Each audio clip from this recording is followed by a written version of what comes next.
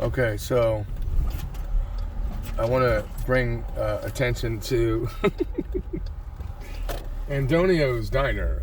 So if there's anything that is remotely like a movie, it'll be foggy up here. It'll be this place here. It's hilarious. New text So I see a lot of my image. my Masonic Brothers here, and we act basically like clowns. So let's go take a look at these idiots.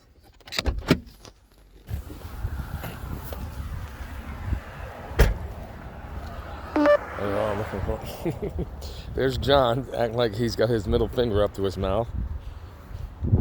Let's see what he's gonna say. Oh, now you just called me a faggot. There you go. Oh, what's that, John? What's that?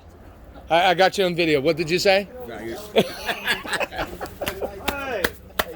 All right, buddy. How are you? Hey, Dave. How you doing? Wait. I figured I'd do. Hello there. I have it. It's in my pocket. Your beard. Oh, you like that or no? Yeah, let's see. No? You don't like it? Too bad. How you? Okay. What you Jeff Harper changed. So I figured I'd do this video just to let people know about people like this.